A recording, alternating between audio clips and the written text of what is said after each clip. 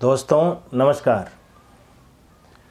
नववर्ष आने वाला है और एडवांस में आपको नववर्ष की बहुत बहुत शुभकामनाएं। ईश्वर करे कि आपकी सारी मनोकामनाएं नववर्ष पर पूरी हों और जीवन आपका बड़ी प्रसन्नता के साथ और आनंद के साथ व्यतीत हो। ईश्वर से यही कामना है। दोस्तों, अरविंद केजरीवाल जैसा नेता मतलब कभी कभी सदियों में पैदा होता है। आप नज़र उठा करके देख लीजिए, दाएं बाएं, ऊपर नीचे, उत्तर दक्षिण, लेकिन आपको ऐसा नेता मिलेगा नहीं। वो एक फिल्म का डायलॉग है ना कि डॉन को पकड़ना मुश्किल ही नहीं, नामुमकिन है। तो वैसा ही हाल जो है वो अरविंद केजरीवाल का है।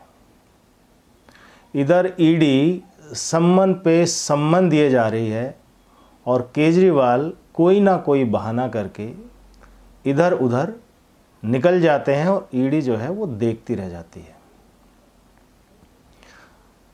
फर्ज कीजिए कि आप एक आम इंसान हैं और कोई भी एजेंसी, पुलिस हो, ईडी हो, सीबीआई हो, कोई भी एजेंसी ले लीजिए, जो आपको लेके कुछ पूछताछ करना चाहती है किसी मामले में और आपको समन करती है, तो क्या वैसा ही व्यवहार आपके साथ होगा जैसा केजरीवाल के साथ ईडी कर रही है, या जैसा व्यवहार केजरीवाल ईडी के साथ कर रहे हैं? नहीं होगा ना। अब ईडी ने तीसरा समन भेजा और शायद 3 तारीख की डेट है और 3 तारीख को अगर ये हाजिर नहीं होते तो देखना पड़ेगा कि फिर ईडी का अगला कदम क्या होगा या केजरीवाल का अगला कदम क्या होगा। केजरीवाल जब पार्टी बनी ही नहीं थी उससे पहले एक एनजीओ चलाते थे, इंडिया अगेंस्ट करप्शन, और उस वक्त से ही ये समझिए इनका जो व्यवहार है, जो आचरण है, ऐसा ही है, बदला नहीं है। ये अलग बात है कि ये चीज़ें अब निकल के आ रही हैं सामने। इंडिया अगेंस्ट करप्शन में भी ये पूरी दिल्ली में पोस्टर चिपकवा देते थे। पोस्टर चिपकवाने वालों को खुद ही बोल देते थे कि आप इस पे कालिख पोत दीजिए। उधर जो मनीष सिसोदिया थे उस वक्त जी न्यूज़ में काम कर रहे थे, तो उनको कहा जाता था कि आप इसकी रिपोर्ट बना दीजिए। इस तरह से ये इनका खेल चलता था। उसके बाद कैसे कैसे अन्ना आंदोलन में ये आए, कैसे कैसे पार्टी बनी, वो सब आपके सामने है। लेकिन जितने भी नेता इनके जेल गए, चाहे मनीष सिसोदिया हो, संजय सिंह हो या सत्येंद्र जैन हो, आपको याद होगा कि इन्होंने सबको ईमानदारी का सर्टिफिकेट दिया था। कहा था कि नहीं, हमने सब कुछ चेक कर लिया और सब कुछ ठीक है। यानी ये खुद ही सर्टिफिकेट जो है वो खुद ही जांच करते हैं और खुद ही उस पर फाइनल रिपोर्ट लगा देते हैं कि हाँ सब चेक कर लिया है, सब ठीक है, ओके है, कोई दिक्कत वाली बात नहीं है। मुझे लगता है कि सरकार को ये सारी एजेंसीज बंद करके ये काम भी अरविंद केजरीवाल को दे देने चाहिए। वो खुद ही जांच कर लेंगे और खुद ही फैसला भी कर लेंगे कि ये इसमें इतना ईमानदार है आदमी, इतने परसेंटेज ईमानदार है, और जो पूरा ईमानदार है कि ये कट्टर ईमानदार है। ये खुद ही सर्टिफाई कर देंगे, ज़रूरत ही नहीं है किसी की। अभी बुराड़ी हॉस्पिटल में जो विवाद चल रहा है, वहाँ पर आरोप लग रहे हैं, महिला कर्मचारी आरोप लगा रहे हैं कि वहाँ पर जो ठेकेदार थे जो उन्हें काम पे रखते थे, काम के बदले में उनका शारीरिक शोषण करते थे। और ये इतना घिनौना आरोप है कि जिसको सुन के देख के जो है आँखें शर्म से झुक जाए। शर्मसार हो जाए आदमी। महिलाओं का आरोप है कि काम के बदले में उनसे कहा जाता था कि उन्हें एक रात उनके साथ बितानी पड़ेगी, तब जाके उनको एक्स्ट्रा काम मिलेगा, नहीं तो वही 10-15 दिन का काम मिलेगा। अगर फालतू काम चाहिए तो उनके साथ रात बिताइए। अगर कहीं शिकायत की तो मारे जाओगे, पीटे जाओगे, नौकरी से निकाल दिए जाओगे। ऐसे आरोप हैं, इतने गंभीर आरोप।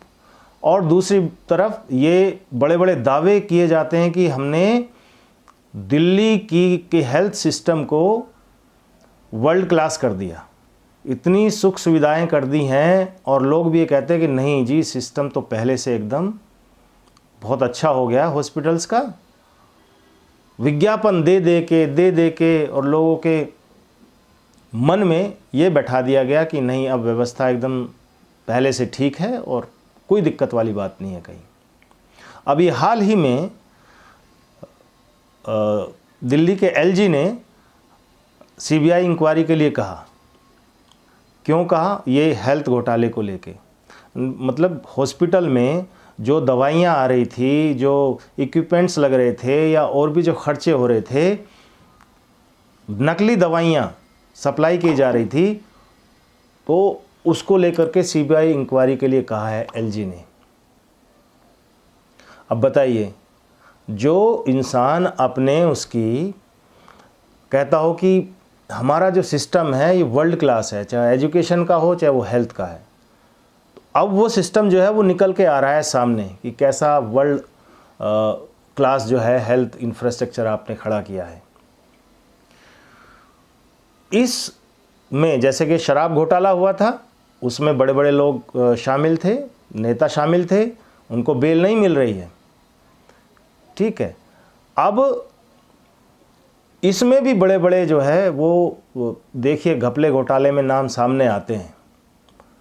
एलजी को खाली ये सीमित नहीं करना चाहिए कि इस घपले में जो है कौन कौन शामिल हैं, जो मोटे मोटे, उसको इस घोटाले की जांच को बिल्कुल अंतिम कड़ी तक, लास्ट पायदान तक लेके जाना चाहिए, तब मालूम पड़ेगा कि ये कितना बड़ा घोटाला है। दिल्ली सरकार ने 3 लाख करोड़ से ज़्यादा, शायद 3.5 लाख करोड़ के आसपास खर्च किया है हेल्थ इंफ्रास्ट्रक्चर पे, जिसमें दवाइयाँ खरीदी गई हैं, इक्विपमेंट्स खरीदे गए हैं और बाकी सारे काम हुए हैं। दवाइयाँ, गोलियाँ जो हैं ये खरीदी गई हैं। अब इस स्केल पे भ्रष्टाचार हुआ है तो इसमें खाली मंत्री ही जिम्मेदार हों या अधिकारी ही सम्मिलित हों, ऐसा नहीं है। ये बहुत बड़े स्केल पर हुआ होगा घोटाला, और इसकी अगर बारीकी से अगर छानबीन की जाए तो मालूम पड़ेगा कि ये इतना सारा पैसा जो जनता के टैक्स का पैसा था वो गया तो गया कहाँ। कम नहीं होता इतना पैसा। इसमें जांच ये भी होनी चाहिए कि ये कौन लोग थे जो बार बार ऐसी नकली दवाइयों जो कंपनियां हैं उनको ऑर्डर कर रहे थे। ये कौन से लैब हैं जिनको ये काम दिया जा रहा था कि वो दवाइयां आए और उन नकली दवाइयों को भी वेरीफाई कर दें कि कोई गड़बड़ नहीं है, सब ठीक है, सैंपल ओके कर दें। वो हॉस्पिटल में जो वेरीफायर है या जो ऑर्डर दे रहा है ऐसी दवाइयों का बार बार, वो कौन है? उनके एसेट्स की भी जांच करनी चाहिए कि पहले क्या थे और अब ये क्या हो गए, तो पता चलेगा कि ये पूरा एक ऑर्गेनाइज्ड क्राइम है और ये पूरा सब ने मिल के इस घोटाले को अंजाम दिया। तो जैसा कि मैंने कहा कि ये अरविंद केजरीवाल जो नेता हैं, एक तो होता है झूठ बोलना, झूठ बोलने में आंखें थोड़ा शर्माती हैं, लेकिन एक होता है आंखों में आंख डाल के झूठ बोलना, सुबह शाम झूठ बोलना, और झूठ की एक दुकान ही खोल देना कि सुबह शाम जो है हम झूठ ही बोलेंगे और करेंगे बात नीति की, और काम जितने होंगे वो सारे अनीति के होंगे। अभी ये कह रहे हैं साहब कि नहीं, ईडी का जो नोटिस है वो इस वजह से जो है हम पेश नहीं हो सकते, ये कारण है और वो कारण है, और हम तो जो है निर्दोष हैं जी। अब जब हम निर्दोष हैं तो ये खामखा ईडी क्यों भी दे रही है नोटिस? तो फिर जी इसलिए दे रही है क्योंकि आपके जो दूसरी पार्टी है, जो विरोधी पार्टी है, वो ये नोटिस आपको करवा रही है। अरे भाई करवा रही है, चलिए आपको कोई ना कर है तो डर किस बात का है? वो कहते हैं ना कि जब ना कर और ना डर, जब कुछ गलत किया ही नहीं है तो डर किस बात का? आप जाइए सवालों का जवाब दीजिए। लेकिन आपको भी मालूम है, केजरीवाल को ये मालूम है कि उन्होंने जो काम किया है, जो घपले घोटाले किए हैं हर जगह, हर क्षेत्र में, हर फील्ड में, वो अब सामने आ रहे हैं, उनको जवाब देना बहुत मुश्किल है। अब उसकी बजाय क्या कर रहे हैं कि नहीं साहब हम तो ईमानदार हैं, और ईमानदार आदमी को कैसे आप नोटिस दे सकते हो? हटाओ इसको, हम अपने हिसाब से जो है बाकी काम देखेंगे। पहले कभी ध्यान लगाना है, कभी हमें विपश्याना पे जाना है, या फिर हमें पार्टी की मीटिंग में जाना है, या फला काम करना है, ढिमका काम करना है। अभी फुर्सत नहीं है, बाद में देखेंगे। क्या आम आदमी के साथ ऐसा होता है? और क्या ईडी के पास भी दो कानूनी किताबें हैं कि एक ख़ास आदमियों के लिए अलग रूल बुक हो और आम आदमी के लिए अलग रूल बुक हो? ऐसा तो नहीं है ना। अगर यही काम कोई आम आदमी करता तो ईडी अब तक आपको मालूम है क्या कर देती।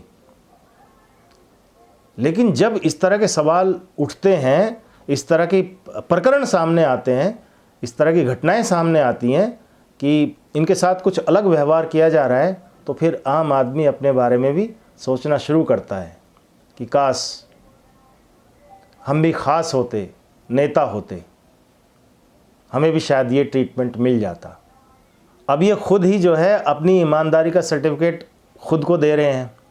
कल को ये कहेंगे कि साहब हम तो भगत सिंह हैं, और आज़ाद भारत में भगत सिंह को तो गिरफ़्तार नहीं किया जा सकता। बात गिरफ्तारी की आएगी तो हमें कैसे आप गिरफ्तार कर लोगे? अभी गिरफ्तारी होनी है नहीं होनी है ये तो बाद की बात है। पहले ये तो हो कि जो सवाल ईडी के पास है उनके जवाब देने के लिए आप पहुंचिए। तो अगर आपने कुछ नहीं किया है तो, लेकिन ऐसा होगा नहीं, क्योंकि आपकी जो मंशा है वो साफ अब सबको दिखाई दे रही है कि आप दिल्ली को एक बार फिर से उस माहौल में ले जाना चाहते हैं जहां दिल्ली आम आदमी पार्टी के कार्यकर्ता रोड पे उतरें, और मतलब आप ईडी को एक तरह से चैलेंज कर रहे हैं कि आप, हम ऐसे तो आएंगे नहीं, आप हमें आइए और घसीट करके लेके जाइए, अरेस्ट करके लेके जाइए कोर्ट के सामने। तो अरविंद केजरीवाल के हाथ में, हाथ की लकीरों में जब राजयोग था तो देखते देखते वो राजा हो गए, मालिक हो गए दिल्ली के। वो ये भी कह सकते हैं कि भाई मैं तो मालिक हूँ दिल्ली का। वो ईडी की कैसे हिम्मत हो जाएगी कि ईडी को समन कर दे या पूछताछ के लिए बुला ले। और अब जो योग बन रहा है वो जेल योग बन रहा है। वो साफ दिखाई ही दे रहा है कि राजयोग से आते आते बात जेल योग तक पहुंच गई या पहुंचने वाली है। अब देखना यह है कि ईडी के अगले सम्मन पर, या जो 3 तारीख को आने वाली है, इस पर क्या होता है। क्या ईडी इनको इनके शीश महल में आके वहीं पूछताछ करती है, अरेस्ट करती है, कि वहीं से पकड़ के ले जाती है ऑफिस में, वहाँ पूछताछ करती है, या ईडी फिर कोर्ट को इन्वॉल्व करके, कोर्ट से परमिशन लेके कि साहब हमें ये जानकारी है, ये सबूत है और उसके लिए हमें पूछताछ करने की ज़रूरत है, इसलिए हमें अरविंद केजरीवाल को पूछताछ के लिए बुलाना है। बार बार सम्मन कर चुके हैं लेकिन वो नहीं आ रहे हैं।